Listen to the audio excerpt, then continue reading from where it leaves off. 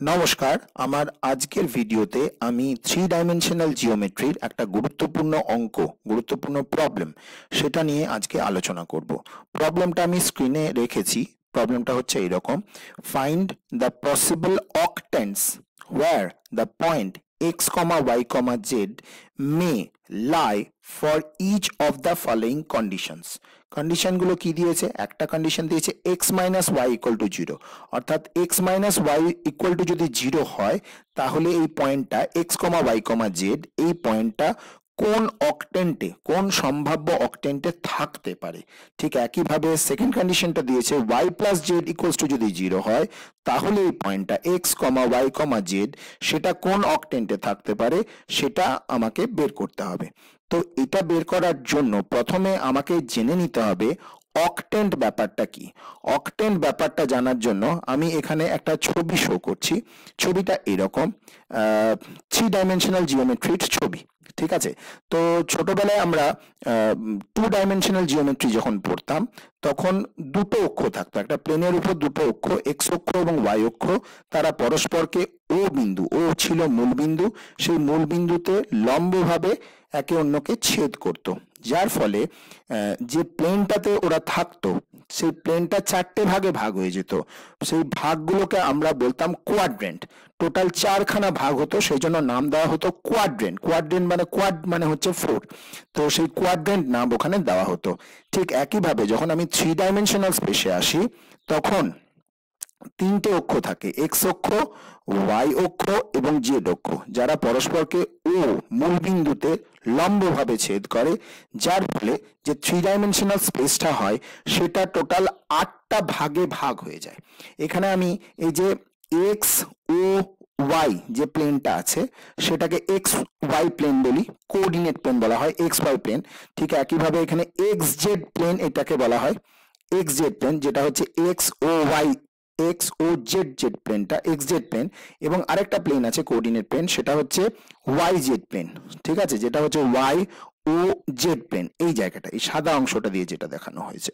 তো এই যে কোঅর্ডিনেট প্লেনগুলো আছে একে অন্যকে ছেদ করার ফলে এই কোঅর্ডিনেট প্লেনগুলো গোটা যে থ্রি ডাইমেনশনাল স্পেস তাকে আটটা ভাগে ভাগ করে। ঠিক আছে, আটটা ভাগে ভাগ করে বলে এদের প্রত্যেকটা ভাগকে বলা হয় এক একটা অক্টেন্ট। অক্টা কথা থেকে হচ্ছে এইট, অক্টা মানে হচ্ছে এইট, অর্থাৎ আটটা, সেই জন্য আমি এখানে বলছি অক্টেন্ট। এবার অক্টেন্ট গুলোকে আমি এখানে একটু বলে রাখি যে এই যে এক্স অক্ষ, এক্স ও এক্স ড্যাশড, এটার মানে হচ্ছে এক্স অক্ষ। ঠিক একইভাবে ওয়াই ও ওয়াই ড্যাশড, এটা হচ্ছে আমার ওয়াই অক্ষ।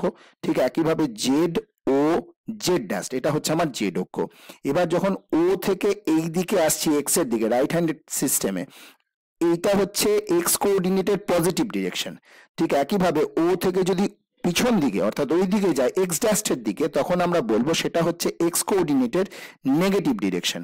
অর্থাৎ এখানে এক্স কোঅর্ডিনেট গুলো নেগেটিভ হবে আর এই দিকে থাকলে এক্স কোঅর্ডিনেট গুলো পজিটিভ হবে।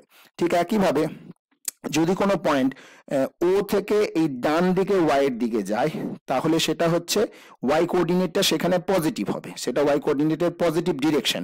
কিন্তু ও থেকে যদি সেটা ওয়াই ড্যাশের দিকে যায় সেটা হচ্ছে ওয়াই কোঅর্ডিনেটের নেগেটিভ ডিরেকশন। ঠিক একইভাবে ও থেকে যদি জেড ওপর দিকে এই দিকে যায় রাইট হ্যান্ডেড সিস্টেম অনুযায়ী, এই দিকটা হচ্ছে জেড কোঅর্ডিনেটের পজিটিভ ডিরেকশন। ঠিক একইভাবে ও থেকে যদি এটা নিচের দিকে জেড ড্যাশের দিকে যায় তাহলে সেটা আমরা বলবো সেটা জেড কোঅর্ডিনেটের নেগেটিভ ডিরেকশন। তো এইভাবে আমি টোটাল যে সিস্টেমটা সেটাকে আটটা ভাগে ভাগ করতে পারি। সেই আটটা ভাগ যদি আমরা দেখি, ভাগটা হবে অনেকটা এইরকম। ভাগটা আমি দেখাচ্ছি, ভাগটা হবে এইরকম দেখতে। এই যে অক্টেন্ট, অক্টেন্টের ভাগগুলো কিরকম: ও এক্স ওয়াই জেড একটা octant, O X dash Y Z একটা octant, O X Y dash Z একটা, O X Y Z dash একটা, O X dash Y dash Z একটা, O X Y dash Z dash একটা, O X dash Y Z dash একটা, O X dash Y dash Z dash একটা। এবার ভালো করে যদি আমরা গুনে দেখি এখানে আটখানা অক্টেন্ট আমরা পেয়েছি। একটা, দুটো, তিনটে, চারটে, পাঁচটা, ছটা, সাতটা, আটটা। এবার এই যে অক্টেন্ট গুলো আছে সেখানে যদি আমি একটু মন দিয়ে দেখি যেখানে যেখানে যে কোঅর্ডিনেট অ্যাক্সেসটাতে ড্যাশ দেওয়া আছে সেখানে সেখানে সেই কোঅর্ডিনেটটা নেগেটিভ হবে। যেমন এখানে ও এক্স ওয়াই জেড, এখানে কোথাও ড্যাশের গল্প নেই, সুতরাং এখানে এক্সটাও পজিটিভ হয়, ওয়াইটাও পজিটিভ হয়, জেড কোঅর্ডিনেটটাও পজিটিভ হয়। কিন্তু যদি এখানে দেখি O X dash Y Z, এখানে এক্স ড্যাশ রয়েছে, এটার মানে হচ্ছে এখানে এক্স কোঅর্ডিনেটটা নেগেটিভ হবে, ওয়াই এবং জেড এখানে পজিটিভ হবে।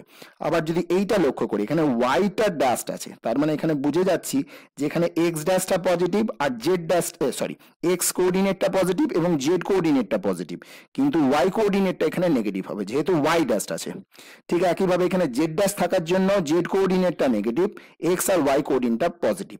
ঠিক একইভাবে এখানে এক্স ড্যাশ ওয়াই ড্যাশ থাকার জন্য এখানে এক্স কোঅর্ডিনেটটা নেগেটিভ, ওয়াই কোঅর্ডিনেটটা পজিটিভ, সরি ওয়াই কোঅর্ডিনেটটা নেগেটিভ আর জেডটা পজিটিভ। ঠিক একইভাবে যদি এখানে দেখি, এটা আছে O X Y dash Z dash, এখানে ওয়াই আর জেড নেগেটিভ হবে, এক্স কোঅর্ডিনেটটা পজিটিভ হবে। এখানে এক্স ড্যাশ জেড ড্যাশ আছে, এটার মানে এক্স আর জেডটা নেগেটিভ হবে আর ওয়াই কোঅর্ডিনেটটা পজিটিভ হবে। আর এখানে তিনজনেই ড্যাশ দেওয়া আছে, তার মানে তিনটেই এখানে নেগেটিভ হবে। এটা হচ্ছে আমার অকটেন্ট। এইভাবে আমরা এক্স কোঅর্ডিনেট, ওয়াই কোঅর্ডিনেট আর জেড কোঅর্ডিনেটের যে চিহ্ন সাইন সেটা আমরা বের করে থাকি।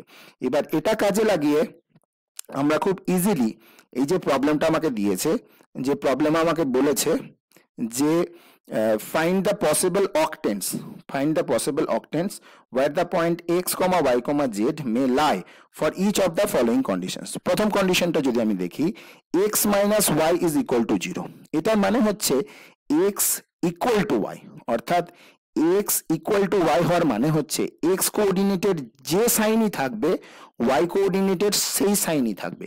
অর্থাৎ x যদি পজিটিভ হয় সেক্ষেত্রে y ও পজিটিভ হবে, আবার x যদি নেগেটিভ হয় তাহলে y ও নেগেটিভ হবে। তো এইটা কোন কোন অকটেন্টে হয়ে থাকে? এটা হয়ে থাকে এই যে ও এক্স ওয়াই জেড, এখানে এক্স আর ওয়াই দুজনেই পজিটিভ, জেডটাও পজিটিভ, কিন্তু সেটা আমার কনসার্নের বিষয় এখানে নয়। আমার কনসার্নের বিষয় হচ্ছে এক্স আর ওয়াই।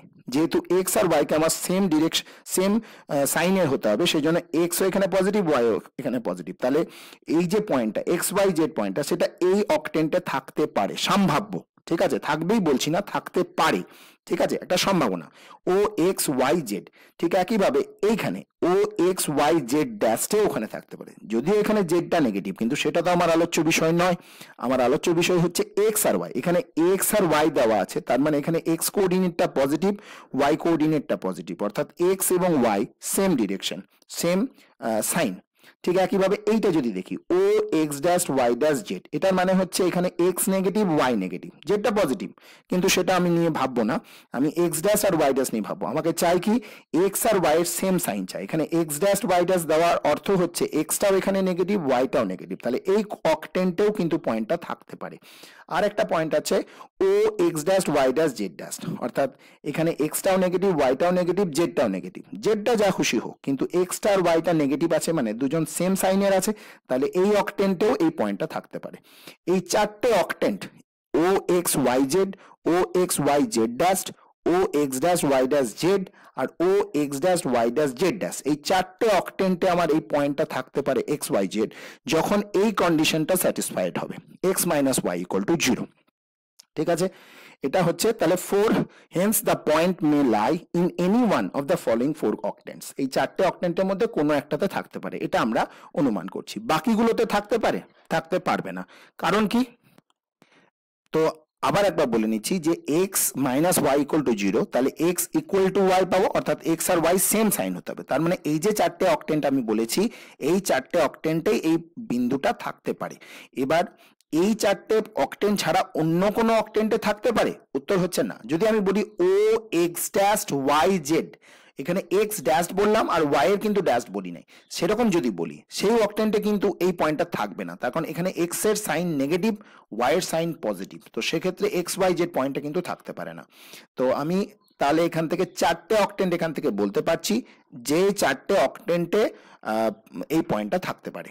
ঠিক আছে, এবার কোনটাতে থাকবে সেটা আমি শিওর বলতে পারছি না, কিন্তু একটা অনুমান আমি করতে পারলাম যে এই চারটে অকটেন্টের কোনো একটাতে থাকবে। ঠিক একইভাবে নেক্সট যে কন্ডিশনটা দিয়েছে y plus Z equal to 0, এটার মানে কি y plus Z equal to 0 কথাটার অর্থ হচ্ছে y সমান হবে মাইনাস অফ জেড, অর্থাৎ y সমান মাইনাস জেড, অর্থাৎ y এর যে চিহ্ন জেড এর চিহ্নটা তার উল্টো, অর্থাৎ y পজিটিভ হলে জেড নেগেটিভ হবে, আবার y যদি নেগেটিভ হয় তাহলে জেডটা হবে পজিটিভ। তার মানে y আর জেড যেখানে অপোজিট সাইনে থাকবে যে সমস্ত অকটেন্টে, সেই সমস্ত অকটেন্টে এই বিন্দুটা থাকবে যখন এই বি কন্ডিশনটা স্যাটিসফাই হবে। সেই জন্য এখানে আমরা লিখেছি here y and z have opposite signs, this happens in the octant। এখানে কোন অকটেন্টে এই কাজটা হয়, যেখানে y আর z অপোজিট সাইনে থাকে, এইটাতে। এই যে ও এক্স ওয়াই ড্যাশ জেড, এখানে y ড্যাশ আছে মানে y টা নেগেটিভ হবে, আর z এ কিন্তু কোনো ড্যাশ নেই, তাহলে z টা পজিটিভ হবে। তাহলে y আর z এখানে অপোজিট সাইনে আছে, তাহলে এই অকটেন্টে পয়েন্টটা থাকতে পারে। ঠিক একইভাবে এখানে যদি দেখি O X Y Z dash, মানে কি এখানে y টা পজিটিভ, z ড্যাশটা নেগেটিভ, অর্থাৎ y আর z পরস্পর অপোজিট সাইনে আছে, তাহলে এই অকটেন্টেও পয়েন্টটা থাকতে পারে। তারপরে হচ্ছে এইটা O X dash Y dash Z, এখানে y টা নেগেটিভ, z টা পজিটিভ, আবার এখানে এইটাতেও অকটেন্টেও থাকতে পারে O X dash Y Z dash, এখানে y টা পজিটিভ, z টা নেগেটিভ। তাহলে এই যে চারটে অকটেন্ট রয়েছে, এই চারটে অকটেন্টে এক্স ওয়াই জেড থাকতে পারে যখন এই সেকেন্ড কন্ডিশন বি, অর্থাৎ y plus Z equal to 0, এই কন্ডিশনটা যখন স্যাটিসফাইড হবে। Therefore the point may lie in any one of the above octants, অর্থাৎ এই যে চারটে অকটেন্টের যে কোনো একটাতে ওই পয়েন্টটা তখন থাকতে পারবে।